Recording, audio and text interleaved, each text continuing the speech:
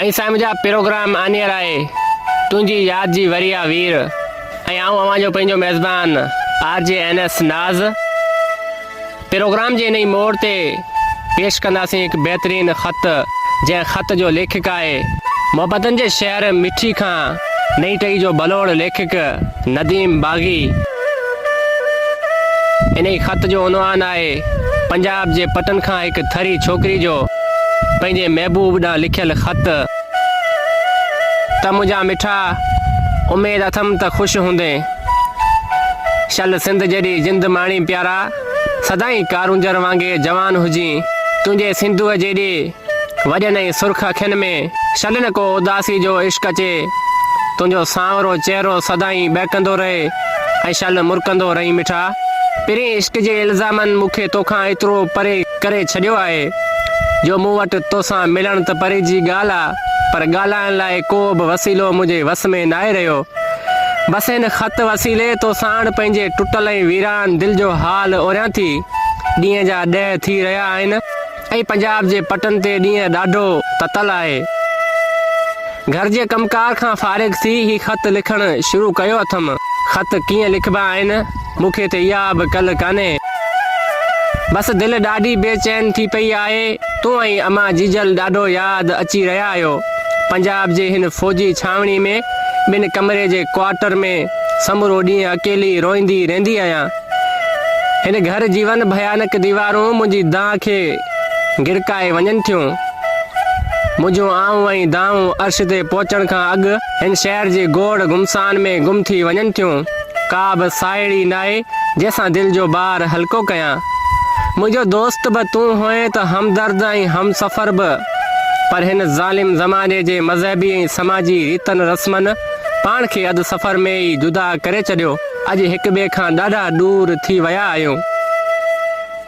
मां तोते इहा मयार बि नथी रखी सघां त तो मूं ॾांहुं ख़त कोन लिखियो छो त मां ॼाणा थी त तो वटि मुंहिंजो पतो न आहे। पर हाणे हिन ख़त में तोखे मां मुकमल एड्रेस लिखी मोकिलींदसि। उमेद त तूं मुंहिंजे हिन ख़त जो जवाबु ज़रूरु मोकिलींदे। हीउ ख़त तोखे मां नेशनल किताब घर जे पते मोकिली रही आहियां जिते तूं रोज़ वेंदो हूंदे कंहिं किताब या अख़बार वठण लाइ। ऐं हा मुंहिंजो नंबर हाणे बंदि ई ईंदो छो त मूं मोबाइल तुंहिंजे ख़तनि ऐं फ़ोटोनि सां गॾु अम्मा जे घर पेटी में रखी आई हुयसि। जॾहिं बस टर्मिनल तां बस निकिरी रही हुई त मुंहिंजो साहु मुंझण लॻो हो। जॾहिं गाॾी तुंहिंजे घर भरिसां लंघी रही हुई त मुंहिंजे अखियुनि मां लुड़क लारूं करे वेही रहिया हुआ। मूंखे माज़ी जा लम्हा यादि अची रहिया हुआ। तुंहिंजे पटनि खे रोईंदे अलविदा कयो हुअमि। जॾहिं गाॾी थर छॾे सिंध जे पेचरनि ते पहुती हुई त मुंहिंजे ओजागियल अखियुनि ते निंड जी देवी महिरबानी थी हुई। ऐं जॾहिं बदीन बस स्टॉप ते लथा हुआसीं त उते बि मूंखे तुंहिंजो वजूद महसूसु थियो। इहो सोची त बाग़ी जो पसंदीदा शहर जिते हुन पंहिंजी हयाती जा लम्हा गुज़ारिया हुआ। रक्शे में वेंदे मां ख़ामोशी सां हवाउनि ऐं हुसन जे शहर हैदराबाद खे ॾिसंदे अची रेलवे स्टेशन ते अची लथी हुअसि। मुंहिंजा मिठा मूंखे पंहिंजी सिंध ॾाढी यादि अची रही आहे ऐं सर ॾाढो यादि अची रहियो आहे। उहो अबाणो वतन जिते मुंहिंजो बचपन गुज़रियो। हा जिते मूं जवानी माणी जिते तोसां नेणनि जो नींहं लॻो हो। ऐं उहो वक़्तु जॾहिं बरसातनि में भिनल भेटनि ते वारी जा घरड़ा ठाहिया हुआ। उहो अबाणो घर जिते मूं ज़िंदगी जीवन 20 बहारूं माणियूं हुयूं। अंगर ते बीठल उहो झूनो निम जंहिंमें पाण ॿई गॾिजी लोॾ लुॾा हुआसीं। मुंहिंजो उहो कमरो जंहिंजे दरियुनि ऐं दरवाज़नि ते तो पंहिंजे हथनि सां पंहिंजा नाला गॾु लिखिया हुआ पर क़िस्मत लिखण वारे कुझु ॿियो ई लिखियो हुयो। यादि अथई जॾहिं सियारे जे सर्द रातिनि में पाण लड्डू रांदि खेॾींदा हुआसीं ऐं तूं चांहि पीअण जो ज़िद कंदो हुएं ऐं मां तो लाइ चांहि काढ़ी ईंदी हुअसि। पाण फजर जे आज़ाननि ताईं कचहरी कंदा हुआसीं। वक़्तु हथनि मां वारी जीअं वेही हलियो वियो ऐं पाण ज़िंदगी जे तलख़ रवयनि खां अणॼाण हुआसीं। पाण खे इश्क जो आख़िरी तोहफ़ो ही मिलियो आहे जो अॼु हिक ॿिए लाइ रोई तड़पी रहिया आहियूं।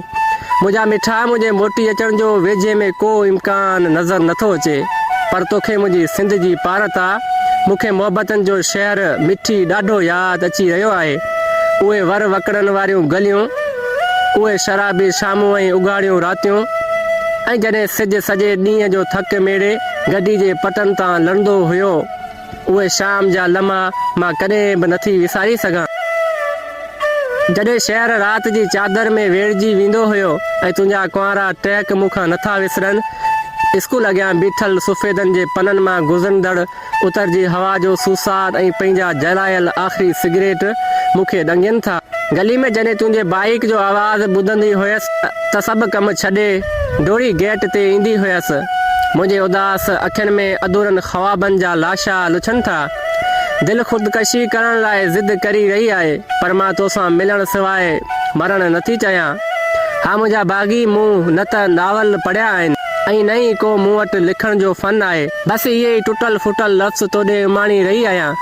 लुड़क अखियुनि मां लड़ी ॻल पोलारनि तां थींदा अची पने ते किरिया आहिनि। मुंहिंजा मेहंदी लॻल हथ रफ़ी रहिया आहिनि। मूं में वधीक लिखण जी सघ न आहे। सदा सुख वसी मुंहिंजा पिरी, मां उहा ई साॻी तुंहिंजे निगाहुनि खां परे तुंहिंजी, फ़क़्ति तुंहिंजी अधूरी तमन्ना।